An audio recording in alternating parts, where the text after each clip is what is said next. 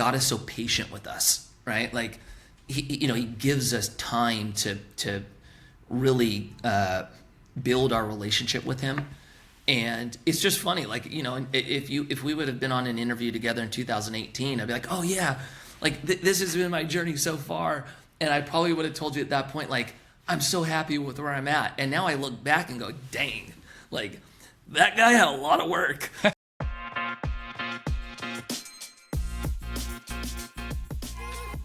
All right, everyone. How about that? We're back here, season 4, episode 2 of the Restoration Club podcast. Danny, how you be feeling? I'm doing good, man. How are you doing? It's starting to get a little warmer. We've got, I think, golf season on the horizon, so I'm feeling good about it. I can't tell if it's that fake spring. I'm trying to hold out hopes. I know we've got some 70-degree days ahead of us and all the fun stuff. We're here in the Carolinas, so all the things are happening out there. We know that everybody has different types of weather, so we'll figure it out. We'll figure out what's going on. It's been an amazing time of the year, and now we'll keep this thing moving forward. Yeah, man. That's good. Well, we've got, guys, I hope you're really excited about listening to today. We've got Mikey Taylor joining us. We're talking about former pro skateboarder. We're talking about entrepreneur. We're talking about business guy, family man, mayor of Thousand Oaks, California. I mean, the guy's everything all over the place. And you are going to hear some amazing stories that he gets to tell, but also just what a great faith journey and a way he kind of rolls with the Holy Spirit, man. It's beautiful. Yeah, for as many great things as he's done, I appreciated how real he really was about his faith journey and everything he's navigated. So I think you guys are really going to like this one. Thanks for listening. Well, everyone, welcome to Restoration Club. Here we are. We're season 4, episode 2. We've been making this thing go pretty well. We've had amazing guests. And today we're pretty excited about having Mikey Taylor join us. We're talking about entrepreneur. I don't know if we can say former skateboarder. I don't think it ever leaves your heart, skateboarding. Maybe the knees don't love it anymore, but we've got father, we've got journeyman, all the things that he's been involved with. But Mikey, thank you so much for joining us today. Thanks for having me, guys. My pleasure. Yeah, I love it. Can you give us, everybody else? I've read up. I've been following you for a while. I'm a big fan of yours in general, just as a person. I mean, I can go back to probably 2014 X Games conversations if you ever want to get active. But it's really just something that about maybe who you are, the journey you went from, I'd say even skateboarding into where it is now. Just give us a little a glimpse into that. Okay, so the last 25 years in 60 seconds. Yeah, you're good. As much time as no pressure. Grew up in Southern California, young kid. One of my friends had a skateboard. I wanted to fit in, grabbed it, and quickly became obsessed with it. That was kind of a profile or behavior profile I had. I got into things and I got all the way into them. Skateboarding was one of the things, though, that when I got in, I just never lost interest, which is what happened to some of the other sports I was playing. And so that, turned into me going into high school and then needing to get a job and not wanting to get one. And then, trying to figure out an alternate path, which was convincing companies to give me free product, which meant I was sponsored. And then that turned into a career. And the next fork in the road at that point became I wasn't going to go to college. And my parents were really concerned when I mentioned I was going to go try to be a skateboarder, which they thought was so obscure. And one of the things that my parents really pushed on me, which ended up being so huge for my life post-skateboarding, was if I wasn't going to go to college, I needed somebody to come into my life and help me with my finances. And at this point, I was making $800 a month, $500, $800 a month, so I wasn't really making enough for it to matter. But basically, long story short, somebody came into my life that really became more of a mentor for me and helped me create the foundational stuff around finance, how to build credit, how to build a budget, how to start getting money invested so I wasn't spending everything I made. And then, that turned into about a 14-year path of trying to get more money invested into assets so that when my career ended, I wasn't scrambling to figure out what, life 2.0 was going to look like. And then I eventually got to a point where I felt like my career was kind of peaking. And so I tried to build my first business before my career officially ended. So I had some, I don't know what you want to call it, some time in case it didn't work. And so I started my first business. It was a craft brewery down in San Diego called St. Archer. And then we ended up selling that company to Miller Coors in 2015. And then after that, I started my current business, which is Commune Capital. And my business tried to recreate everything that was done in my life. Somebody came in, taught me about money. I started investing it. I started leaning more and more into real estate investing through my journey. And so our company is built to help people go from living off income alone and moving into an ownership position. And our company allows you to invest in real estate without having to actively manage any of the assets. Love that. I love and then, you know what? It's so funny that I forget this one because it's actually like kind of a big deal. I'm also the mayor of my city. So I'm involved in local. It's still a little fresh, but we got to mention that one. Definitely. Yeah. You're our first mayor in the club we've had so far. So we're pretty excited about, and I don't know why I know Thousand Oaks, California. Is there a game show out of Thousand Oaks? Is it TV or something that I would know about Thousand Oaks? I don't know why I know that city. That's a good question. In my perspective, people know Thousand Oaks because it's the best city in California, but I don't know. I don't know if there's a game show or not. Fair enough. Easy plug. Yeah. Hey, let's talk that journey for a quick moment. How did it go from from asset investment and those types of things where you became civic duty minded and wanting to be involved in your community? You know what? It really was. It was something my wife and I were going through. So my wife and I grew up and we met because our parents moved into a neighborhood together. They were neighbors. So I met my wife when she was 14. And so we both went through the small town journey of, we grew up in our city. My wife moved away though. She went to school down in San Diego. I stayed. And so when we ended up dating, I pulled her back and then, we got married. We started having kids. And when you start having kids, you really start looking around and going, okay, where do we want to raise our kids? And then the secondary question we had was, is this a city that they would even want to live in when they get older so that we get to experience this cycle of my parents are here, my kids' grandparents are here, all the brothers and sisters are here. There's something very special about a small town community. And so my wife and I just started looking around going, okay, if that's our goal, how could we get involved so that this is still an option for them? Our city has some phenomenal things about it. One of the challenges we have is our city is inside of the state of California. And California is becoming so expensive to live that is a challenge that we're having. So it really started from this idea of, how do we take things off the board that would make it so that our kids move away when they're older? I know that sounds so selfish, but it was really just for the next generation. I love the idea of being connected to the community, but also understanding the full value of kind of legacy and how that kind of plays out and what it does for the long-term effect, not just for the momentary where it's good for you and your family, but also just for the greater good. I love that.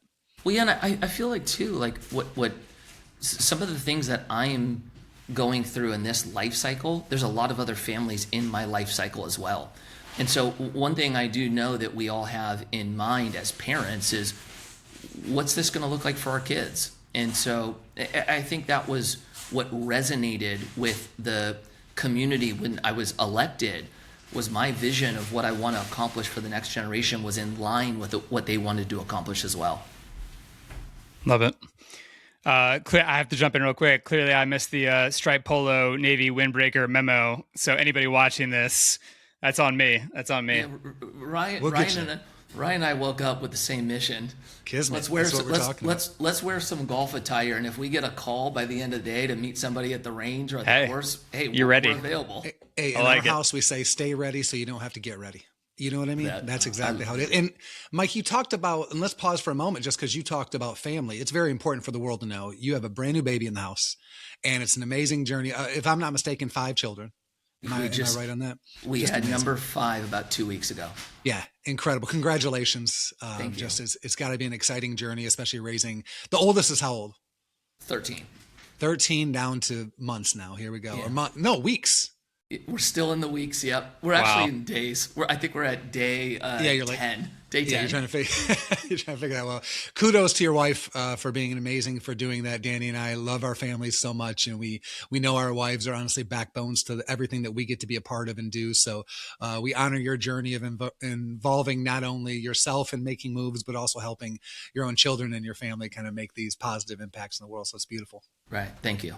No problem. To that end, Mikey, I want to go back to the early days you referenced, and I'm sure it is rare for someone in that age demographic, but even more so maybe for a pro skateboarder. I could be wrong. You could speak to it, but speak to, and I think this will probably resonate with a lot of people that listen to us, not only having a mentor that could set you up financially to say like, hey, you're kind of covered and you have these things set in place to where hopefully you're not going to have to worry about them down the road.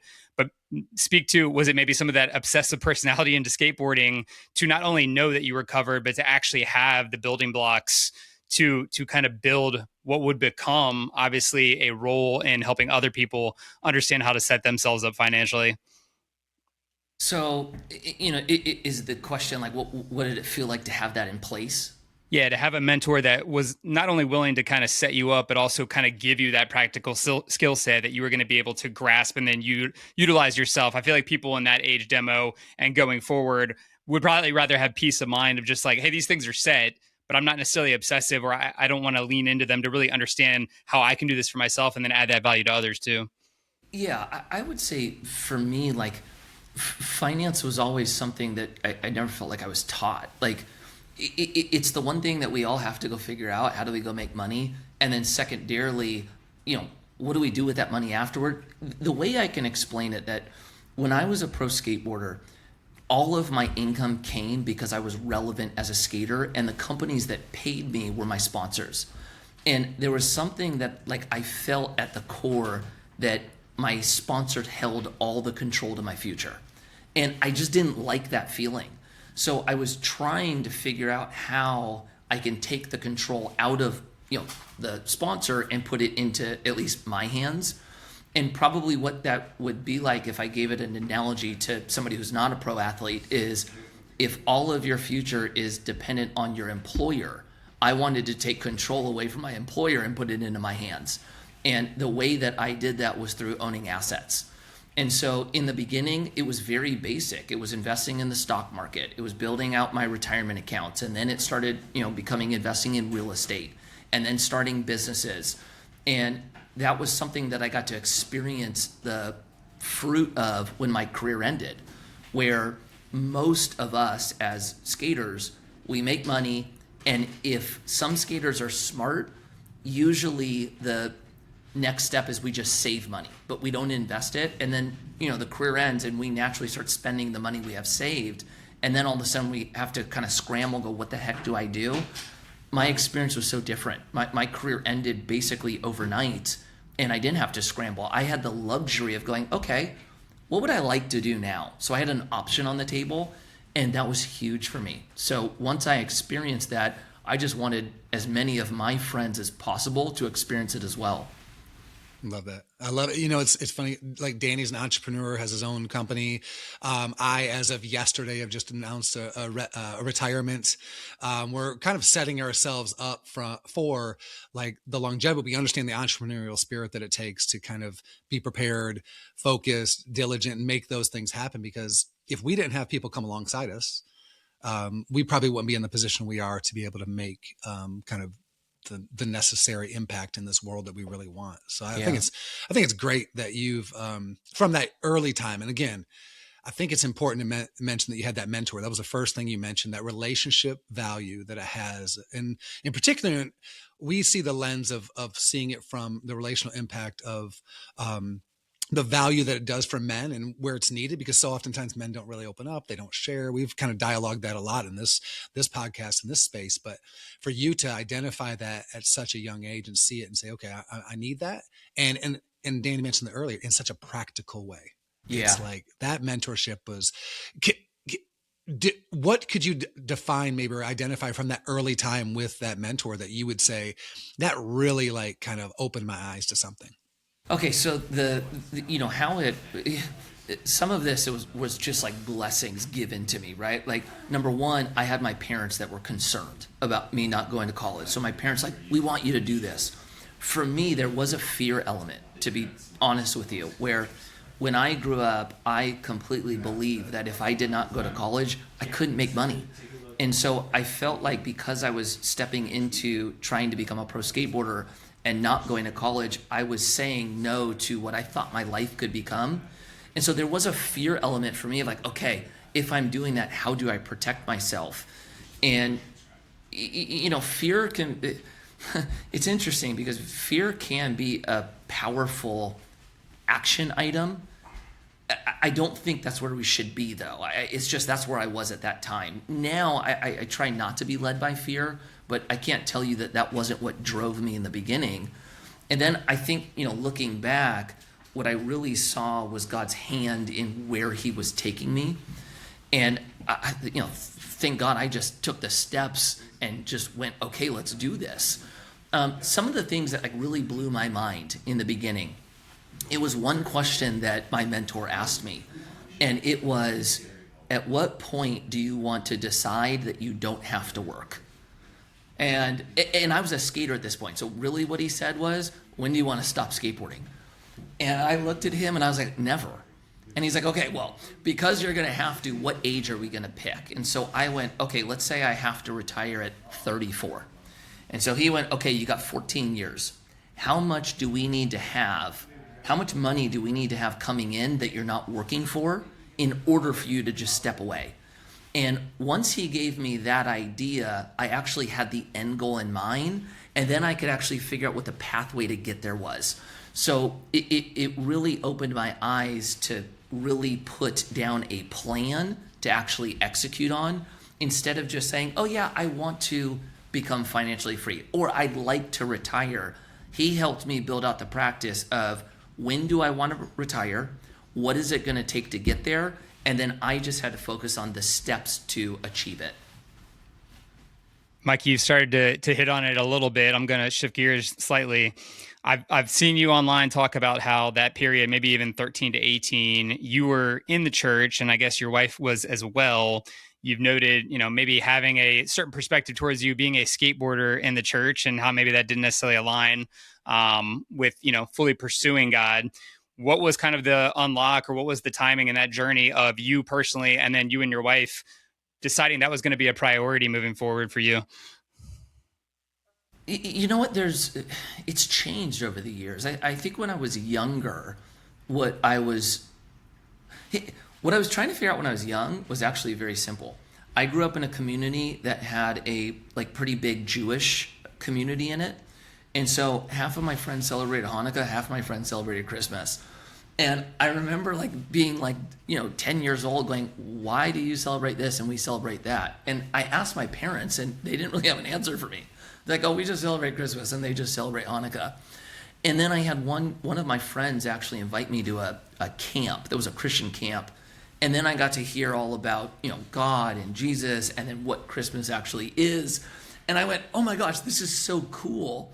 And so that was really how I got there. And then I would say from 13 to 18, it was, increasing my faith in what I believed in. And then the challenge I had was, as I started getting into a very secular career, my original outlook was, okay, I'm a Christian. I can be an example to others of what it looks like to be this. And, over the years, you just saw, or at least I saw moments where I started giving on some of my principles to start looking more and more like the people around me. And then, probably into my 20s, I don't think anybody could have really looked at me and went, oh, he actually lives his life differently. And that was actually something somewhat similar to my wife. And then it was really when we started having kids. When we had our first daughter, for my wife, it was watching her body create and the way that God designed her to do so. That opened up a new relationship where she actually looked at God as the creator and the father.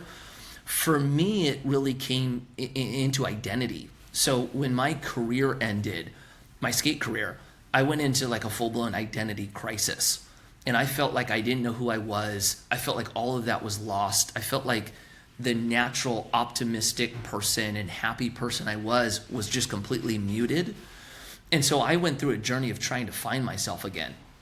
And at that point, I was trying a lot of the manifestation and motivation and journaling and doing all of these things that the world, I think, pulls from the Bible and tells us how to find ourselves. And it just wasn't working. And I remember getting to a point where I was just okay, I'm in a valley right now. It's so clear that I'm in a valley. and I either need to figure out how to get out of this thing or I'm going to be stuck here forever. And the one thing that came to my mind, and I know who it came from now, but the only thing that came to my mind was I need to read the Bible, like start to finish. And so I basically set the goal that I was going to wake up every morning, and my morning routine was going to be 30 minutes reading the Bible and in a devotion until I completed the whole thing. And what I didn't notice is how much of my life was changing in doing so, until one night, actually closer to when I completed it, I went and picked up my 2 girls from my mother-in-law's house. And I grabbed them. I was walking out of her house, and she stopped me as I was walking out. And she said, Mike, I just want to share this with you because I've known you since you were a kid. And the person that I'm seeing you become in the last 6 months looks nothing like the person I've known over the last 20 years. And that was the moment for me where I was like, oh my gosh, I'm actually watching my life change. And then I would say from 2017 to now, what I've been experiencing is just the sanctification process of the Holy Spirit just really pulling out of me, my sinful nature and my flaws and my weaknesses and my lack of faith, and really positioning me more to lean on him as opposed to me trying to drive everything myself. So good. Awesome. It's, the gospel's defined as good news, and you've just laid it down pretty easily. Yeah. I think there are a lot of people that listen to this often.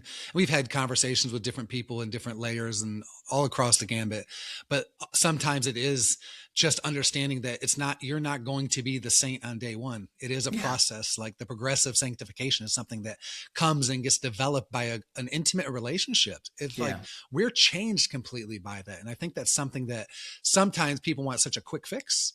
And they don't realize that being slow in this is actually better. It's like simmering a good meal in a pot rather than just nuking it in a microwave. You get a much better, delicious thing. Yeah, that's 100%. I think it for me, the experience has been, and what I've been so thankful for is like God is so patient with us, right? Like he gives us time to really build our relationship with him. And it's just funny, like, if we would have been on an interview together in 2018, I'd be like, oh yeah, like this has been my journey so far. And I probably would have told you at that point, like, I'm so happy with where I'm at. And now I look back and go, dang, like that guy had a lot of work. But no, Mikey, that's so beautiful. It's just the understanding that like you said, who you were in 2018 versus now is such a different thing. I think back to my life as a believer and the number of times I thought I figured it out. And then I every time I progress forward, I'm like, oh, I really didn't know anything. And now I'm more comfortable with not fully knowing everything, but like sitting in the mystery feels way more comfortable for me now because that's right. I don't have to know the answers. I get to kind of sit with the one who does and be like, that what a comfort to know that the comforter exists. I think is a real powerful thing. That's right. That's really good. I love that. Mikey, do you think kind of rooting yourself in knowing what your identity really was in that transitional period kind of allowed you to move into roles from like pro skateboarder, business leader, investor, dad, and now mayor, albeit all great things, but kind of knowing you didn't have to root yourself in any of those one things and kind of put a pressure on like, no, I've got to be the best at each of these. And I can kind of put my identity in where I really know it should be.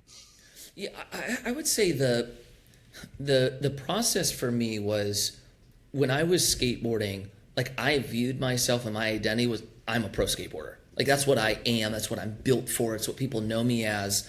And when my career ended, what it felt like was my identity and my foundation was stripped from me. It was gone.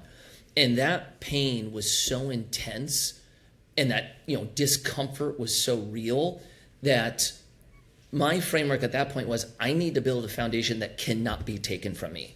And so what I did not want to happen was build the next business and that become my new identity. And then that business doesn't work or that business is sold and all of a sudden I'm back in this pain point. And that's really what brought me to a point of going, my next identity is going to be something that will never be taken. And then it changed the way I even view something like running a business or being the mayor, that if something happens in my business, okay, I was meant to build that business and really be an example of using the skills that God gave me in a way that glorifies him. And if that's no longer my calling, okay, that was for a time, and now we move to the next. And so that's not to say that you're not going to experience, or I'm not going to experience challenges when things don't work. It just means that I don't have to go through the identity crisis when things go wrong. I can more look at things that change as God moving me into a new window of using me, as opposed to my entire purpose for being here is to build a business. Really good. Little flip, little like, but I think it can align there. Let's talk a little golf, man. Like, you've gotten really active, at least in my viewpoint, over the past few years. Where did your love of golf come from? How did you land in it? How do you go from, the kick flips to pitching wedges? Okay, so man, when I was skating, I always, I guess the best way to say it is this. When I started skateboarding, I didn't start skateboarding because I wanted it to be a career. Skateboarding for me was like my getaway, or my thing to do to just, get rid of all the pressures of life and just enjoy it. And then when it turned into a career, it took on a different thing. I now had responsibilities. I had to show up to things. And I always wanted something else that just allowed me to kind of check out a little bit. And so when I was skating, that thing that I did on the side was surfing. And I liked that I could just go to the beach. Nobody knew who I was. Nobody cared if I sucked. It was just like my getaway. And this was probably 2015. I'm celebrating a birthday, and 3 of my friends gave me a set of tailor-made burners. Nice. And I'm, with all my friends, my wife is there. I open it up, and my wife panics. She goes, no. Saw the transition clear as day. Mike cannot do another thing. And so she was like, okay, just don't become obsessed with it. And so I start golfing.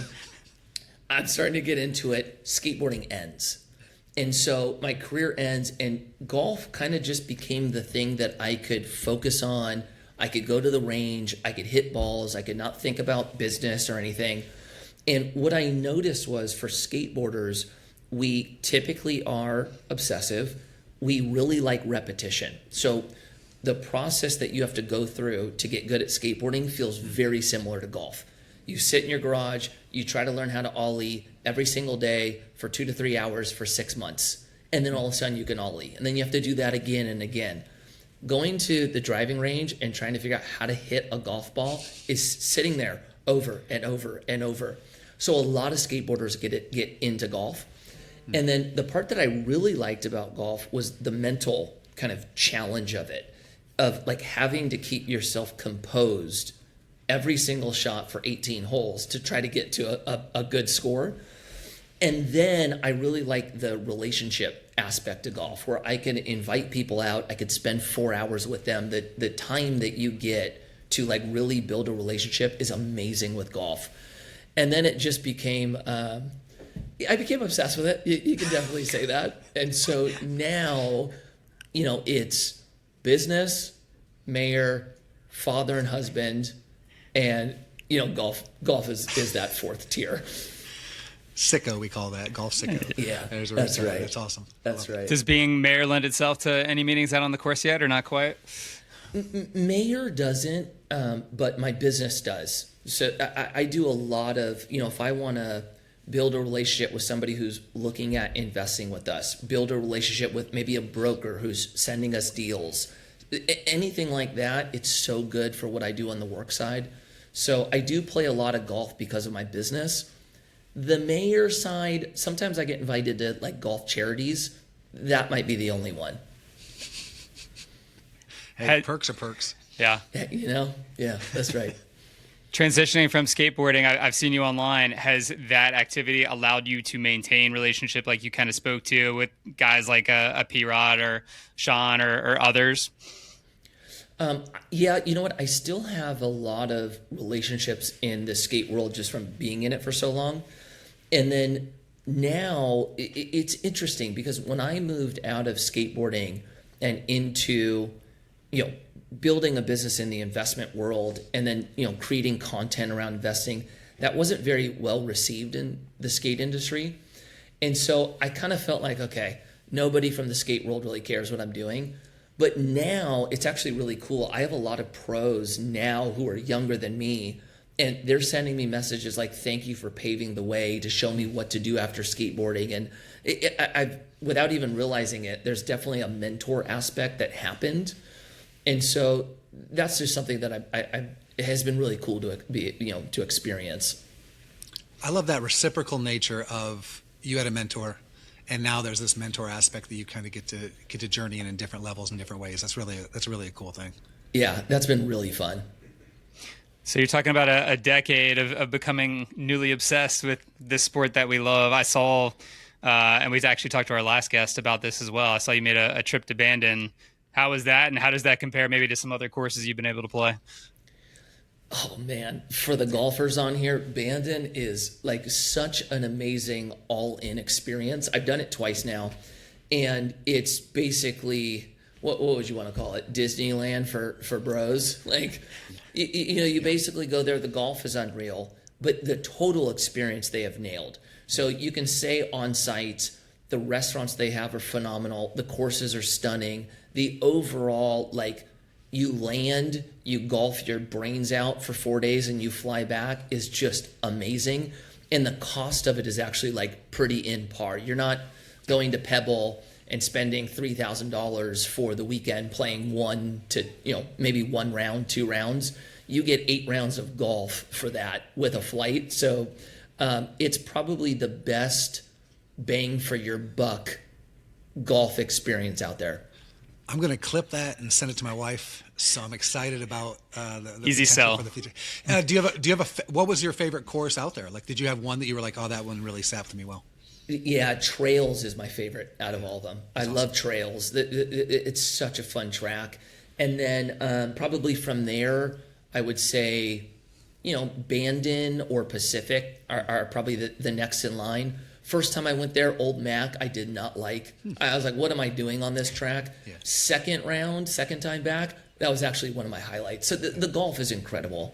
I've heard that often about Old Mac, that it just is one of those things that first time it's like you're trying to figure your life out, and then but when you go back again, it's just something you're like, this is just special. 100%. Yeah, that's right. Ryan and I are still trying to find our way out there. 2 of our co-founders, one actually has paintings on the wall out there, and the other one I think has photographed every course out there. So we have some guys that are very well versed in that space. Yeah, let me know. Let me know when you guys make it out. I've definitely got to start planning my next trip out there. Now we're talking. We'll make it roll. That's good. Definitely. It's a really beautiful when we talk this golf game, and one of our understandings is that you mentioned it earlier, like you're spending 4 hours together with someone. And you get a chance to really invest in and just share and be real in between shots and thought process and all that. Is there something else? Is there anything else besides that really draws you into the game? You mentioned the repetitive things, but like, is there anything that pops? What's the biggest pop for you when it comes to the game? Oh, you know what? What keeps me locked in on things is trying to be great. And golf is just one of those things that you can never achieve it. And for some people, they're like, oh, then why would I do it? That's what keeps me in. Like, I just want to get better, and it is so hard to get better that it just keeps you locked in for a long amount of time. So, and I think the other thing is you could go play so good that you feel like no matter what, you can't miss a shot. Like, everything is working and golf feels easy. And then you'll play 2 days later, and you don't even know how to hit the ball. Yeah. Like, can't hold it, can't do it. I've never done anything in my life that has been such an emotional roller coaster. Yeah. And that challenge is actually perfect for my personality. Yeah, I would say it's the most fun, frustrating thing we could possibly do. Yeah. Borderline psychotic, but it is something that I think there is something. I haven't done the brain science on it yet, but I'm pretty sure there's something connecting with dopamine and adrenaline and those things that happen when we do something really well. Because you could have 17 holes of garbage golf, and as long as 18 has one shot, shot, you're back. You're like, oh, I got out of that shot. It was great. There's something deeper there for sure. I definitely find myself in things that are just painful. It's just pain. pain, and then you just get one hit of yay. I like stuff like that. Where are you playing the most in Thousand Oaks? Like, what's your go-to spot? We have a lot of good golf around us. So I find myself at Rustic Canyon, Moore Park Country Club. I played Sandpiper not too long ago. Some of the private clubs that are great. We have Sherwood, we have Saticoy, we have North Ranch. We have a lot of really good golf around us. That's awesome. That's good. Well, Danny and I personally are in the Carolinas, so we've got, the whole Pinehurst run over here. And North and South Carolina are just full of, you can go everywhere anytime and say it's amazing, incredible golf. So we're thankful for that too. So we totally understand the vibe of finding good golf at any time. It's just, it's kind of a luxury and a blessing in both of those things. I need to make my way out to you guys. I was going to say, if you're booking that next trip, find a way out here. Yeah, we got you covered. It's a good time. That's good. Should we move into it, Ryan? Yeah, let's get it. I love this. Awesome. Mike, we kind of have a static question built into every episode we love to ask people. So want to ask you as well, what is your favorite memory on a golf course that doesn't include a golf club? My favorite experience on a golf course that does not include a golf club? That's a good question. We've heard some really unique responses.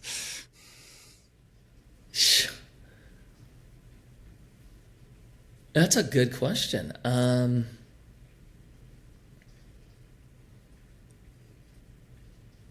Man, do I have an answer for you? Yeah, think about not shot related, not even the round of golf. Maybe it was with someone. Maybe it was a time something happened. Anything like that. We've heard two brothers walking down the fairway together and that being their time together. We've heard guys, asking their future father-in-law for their daughter's hand. We've heard just playing Oakmont where a hawk lands on the flagstick, like all sorts of crazy things. You're like, what is going on? It's funny because I'm thinking of like one of my best experiences on a golf course, but it was definitely had a golf club in mind, and the golf club in hand. You know what? I've got a pretty good one for you, actually, and it's interesting because it involves Bandon. When we started my current business, we were trying to purchase our first apartment. So in our company, we invest in multifamily apartments. We invest in self-storage properties as well, and we had a closing on our very first apartment. So this was going to be the first project we did in the company, and it was a really difficult closing. And I remember having this trip booked and going, I'm really going to go to Bandon Dunes. We're trying to close on this property. And we flew, our flight got delayed, and it got delayed by like 7 or 8 hours. We landed in San Francisco. So my buddy made a call. He got us onto Half Moon Bay. While we left our luggage at the airport, we grabbed our golf clubs, jumped in the Uber, and went over there. And I remember walking down, it was like hole 13 or 14. I'm on my phone with the brokers, right, trying to get the official close. And we officially closed on the first apartment. And I remember going, you can enjoy the last 5 holes. Yeah. Yeah, I have a business. And so that was a pretty fun experience. And it's interesting. I probably wouldn't have thought of that if you wouldn't have presented the question that way. But that was a pretty cool moment. Oh, yeah. I got to experience it with 7 other guys who had no clue what I was doing. You're so excited. Why is he so stressed? I was excited. So that was a pretty cool one. Yeah, that's amazing. And then it had to make the rest of the weekend just be absolutely incredible because of weight off your shoulder, excitement in all levels, and you get to go do it. The very next day, I got my first hole-in-one. Oh, what? So that's why you want to tie that. I see what you did there. I like that. Yeah. So that did involve a golf club. Yeah. That involved a golf club, and it happened at Bandon. You said very first. My Multiples? very first, my first and only. I was like, please tell me more. Like this. No, first and only hole in one. That's incredible. Yeah. That's what a that I hope that memory stays with you like that because it really is such a lead up to that moment and what a relief. And I don't know, I don't want to over spiritualize that moment, but I really feel like that's a God smile, right? Like it's like, hey, you've done a great job of coming this far and what you've done, and here you are. It's just such a beautiful image. Yeah, that was cool. And I think there's like, when like with my first business, there was a moment where we went, okay, we're actually going to have a shot at this. Like we actually have something. Yeah. That's what that phone call was. Oh, I've got a shot at this. That's so good. I love that, especially for a guy who's so driven and wants to succeed and be the best. And that was one of those beginning steps to make that thing happen. So Yeah. wonderful memory. See, now you're going to be a part of the story we tell next time. So someone will say, "Hey, there's this guy." You'll get a hole-in-one tomorrow. I love that. Don't worry about it. That's how good. Well, Mikey, thank you for the time. You have weaved an amazing tale. I think it's really cool. Your vibe is definitely California because it's so like chill. I just love it. But if people wanted to like get in, whether it's in business and try to figure out how do they get in contact or follow the journey or anything like that? Yeah, so if you guys want to follow my journey on any of the socials, it's just my name, Mikey Taylor. Send me a message. I'm the most active on Instagram, but I'm on all the platforms. And if you're somebody who wants to go from everything is your income, you want to move over to an ownership position in something like real estate, my company is Commune Capital. You could check us out at communecapital.com. That's awesome. Amazing. What's the genesis behind Commune as a name? Oh man, it came from actually the skate world, where when I was skating, we had such a tight-knit community. Like it really felt like you were brothers in this together. And so when I started this company, it was through the lens of how do I build something where it's all of us coming together to do something greater than we can do alone. And so I was just trying to play off that community aspect. And so that's where the name Commune came from. That's perfect. It is something I do recognize about the skate world. Like when somebody hits something and nails it, like everyone typically celebrates it because it's like unbelievable because everybody's tried something and said they get it. And so it makes sense. And that community aspect is probably how the other guys cheered when you even hit your hole-in-one. That's right. It's like that That's exactly right. So in this world, it's, high fives when somebody makes that jump into becoming an owner. And then when we, make money or we sell assets, it's a high five for all of us, Yeah, I definitely have more fun when everyone's winning. We love it. For we sure. love it, man. Well, Mikey, this has been an absolute pleasure. You have been, one of those people that we knew that we had to talk to, and just the way you've navigated the world and kind of shared your own story is something that's really powerful and it poked into the ether. And we're excited about sharing the story out as well and kind of keeping it going and keeping this commune thing rolling. Hey, thanks guys so much for having me. Awesome. Thanks, Mikey. All right, guys. So that was season 4, episode 2 with none other than Mikey Taylor. Man, what a guy. Man, myth, legend. I mean, it's one of those things I think we've referenced it even in it. His vibe is, it's California, but it's such I don't know. It's just, we just met him. Like, it just feels like we've known him for a long time. I can't wait to play with him at Bandon and for him to join us at Pinehurst, and we'll make these things happen. So it's going to be a great thing. I'm glad everybody got to listen to this one. I've probably said it before, but when I grew up, I think I want to be Mikey Taylor. I'm just going to put that out there. Facts. But I hope you guys enjoyed that one as much as we did. Thank you for listening along. Man, we've had a bachelor, a mayor, a pro skateboarder. We've had a lot of different guys on this, and we just continue to enjoy these conversations. Thank you guys for listening in. As we always tell you, this is Restoration Club.